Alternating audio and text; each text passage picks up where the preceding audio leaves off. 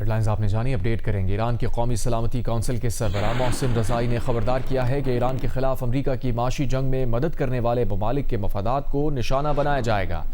ایک انٹرویو میں ایران کی قومی سلامتی کونسل کے سربراہ میجر جنرل محسن رضائی نے کہا کہ ہم تمام پڑوسی ممالک سے کہہ رہے ہیں کہ وہ امریکہ کے ساتھ ہمارے خلاف معاشی جنگ میں شریک نہ ہوں، ورنہ ہم انہیں بھی دشمن سمجھیں گے۔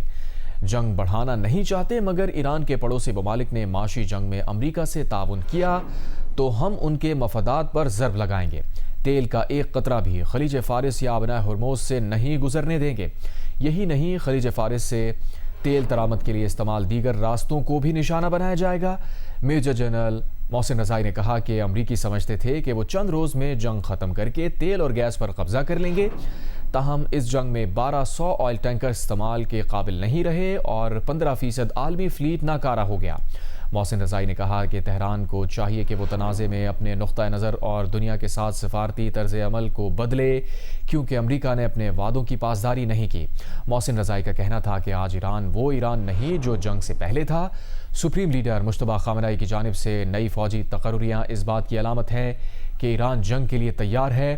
ایرانی نوجوانوں کے ذہنوں میں امریکہ کا امن سے محبت کرنے والی قوم کا تاثر بھی تبدیل ہو چکا ہے۔ امریکہ نے مذاکرات، سفارتکاری اور خود اپنے دستخطوں کو دھوکہ دیا۔ پوری دنیا سمجھ گئی ہے کہ ڈونلڈ ٹرمپ احمق شخص ہیں، جبکہ دنیا ایران کو نئے انداز سے دیکھ رہی ہے۔ انہوں نے کہا کہ جنگ کے طریقے میں یقیناً تبدیلی لائی جائے گی۔ ایران جنگ کے ان تجربات کو اگلی جنگ میں استعمال کرے گا۔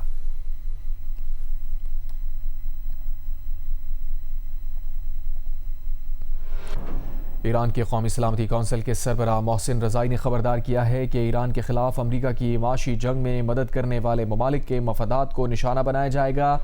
ایک انٹرویو میں ایران کی قومی سلامتی کونسل کے سربراہ میجر جنرل محسن رضائی نے کہا ہے کہ ہم تمام پڑوسی ممالک سے کہہ رہے ہیں کہ وہ امریکہ کے ساتھ ہمارے خلاف معاشی جنگ میں شریک نہ ہوں، ورنہ ہم انہیں بھی دشمن سمجھیں گے۔ جنگ بڑھانا نہیں چاہتے، مگر ایران کے پڑوسی ممالک نے معاشی جنگ میں امریکہ سے تعاون کیا تو ہم ان کے مفادات پر ضرب لگائیں گے۔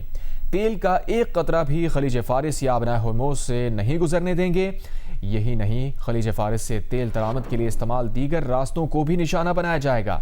میجر جنرل رضائی نے کہا کہ امریکی سمجھتے تھے کہ وہ چند روز میں جنگ ختم کر کے تیل اور گیس پر قبضہ کر لیں گے، تاہم اس جنگ میں 1200 آئل ٹینکر استعمال کے قابل نہیں رہے اور 15% عالمی فلیٹ ناکارہ ہو گیا ہے۔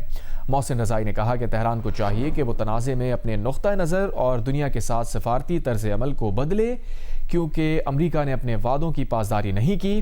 محسن رضائی کا کہنا تھا کہ آج ایران وہ ایران نہیں جو جنگ سے پہلے تھا۔ سپریم لیڈر مجتبیٰ خامنہئی کی جانب سے نئی فوجی تقرریاں اس بات کی علامت ہے کہ ایران جنگ کے لیے تیار ہے۔ ایرانی نوجوانوں کے ذہنوں میں امریکہ کا امن سے محبت کرنے والی قوم کا تاثر بھی تبدیل ہو چکا ہے۔